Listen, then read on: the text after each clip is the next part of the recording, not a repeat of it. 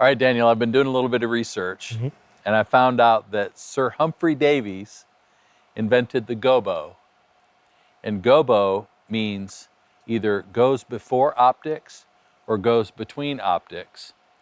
And I really have no idea what any of that means. But Yeah. we have a light that looks just like a spotlight shining on a screen, but that's not all it can do. So talk to us about gobos and why we would use them. It's not, and you're teaching me something there. I have to say, I never knew the history of it and where it originated from, but a gobo, at its essence, is just a pattern that you're going to stick in front of the optics or between the light source and the optics, as the definition states, to create some sort of pattern. Okay. And this could be, what we most commonly see those in now are profile or spot type moving lights.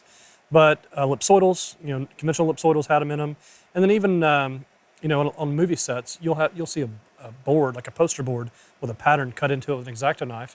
They'll put it in front of a Fresnel or some other sort of light, and that's still a gobo. It's just about creating a pattern from the light. Or sometimes you go into a restaurant and you see somebody with a light and the restaurant's logo is shining on the side of the building. Exactly. That's a gobo. That's a gobo. It's just that's a fixed thing that's just It goes between the Yeah. source the source and the and the optics. yes.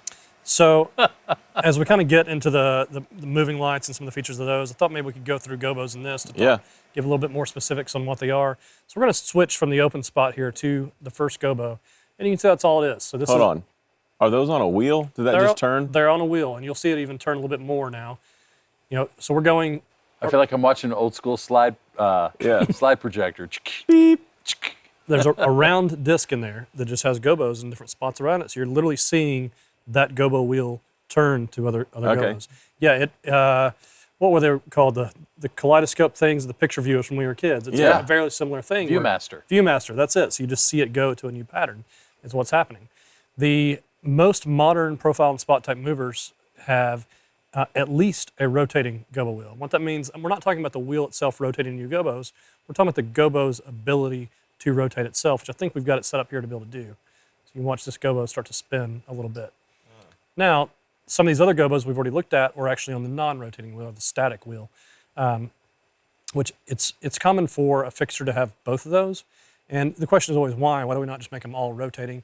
Usually has to do with the space available in the fixture and how much, what they want the final price of the fixture to be. Because of course, rotating takes up more space within the light, and then it adds complexity and cost to the fixture. And you don't always need every gobo to be able to rotate. We've talked about how, every profile or spot moving light has a gobo ability. There are also other features within these lights that help us manipulate and morph the gobos a little bit to get some different looks out of it. One of them is the prism glass, and there are several types of prism glass. This is a four facet prism. So you can see now we are looking at basically 4 images of the gobo we saw before. Still the same gobo. Still the same gobo. All we did was put a piece of prism glass in front of that. So now we're shooting through 2 things, and this is something great to remember. Every time you shoot light through something else, you're also going to be decreasing the output. So it's probably not perceptible in here at the moment. This light is now not as bright as it was when we had just the gobo in it because we're shooting through 2 things. So just something to keep in mind as you're building out your looks. But chances are you're not ever shooting onto a screen or a hard surface. So if you're looking just for a soft effect that's going to move like this across your stage, you can get away with it because it's not this sort of focused beam of light in its purpose. So exactly. So that's the prism, and then next what we're going to look at is focus feature on this gobo. So far as we've been looking at them, we've made them what's called hard edge. So it's very much in focus. You can see all the details of it very well. Modern spot and profile moving lights also have focus capabilities, so we're going to knock this out of focus a little bit real quick and see what happens. A lot of times people, especially maybe people that are new to lighting, think we just always want to have gobos completely in focus. There's a lot of times we really, really do. But one example when we don't is, say if you have gobos shooting on the floor behind a speaker, if it's that very sharp edge, you're watching it on video, your eyes are going to be drawn to that instead of what the subject of what you're looking at. Sometimes it's just nice to be able to knock it out of focus and make it where it's not as much of a distraction. Another example would be if you're doing more of a theater-based thing.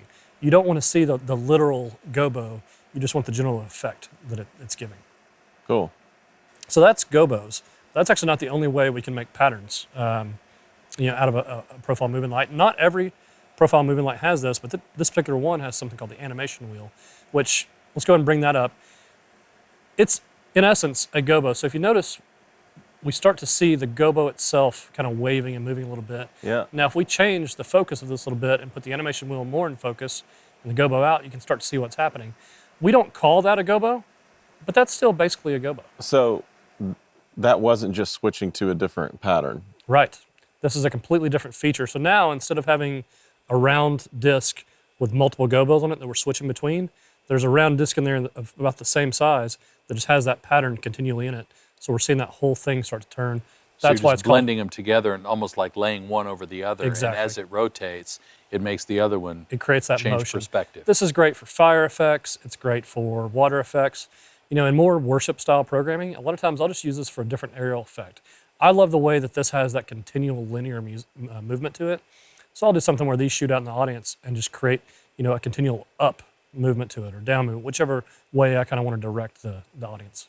And when you're looking at that, like if it's pointing at you, that's a lot more digestible than just a beam of light hitting you in the eyes also. Absolutely. You know, one of the questions I get most commonly is, hey, my pastor or leadership won't let me point lights out in the audience. How do I talk them into it? Well, first off, you don't. But second, even when I do that, you know, I very much take into account what is the tone of the event. I mean, if it's church service on a Sunday morning, I'm very cautious about how much I want to blind people. You know, sometimes you want to do that for the impact, for the look. But when I do it, I definitely take into account things like putting a color in it so that it's not quite as obstructive.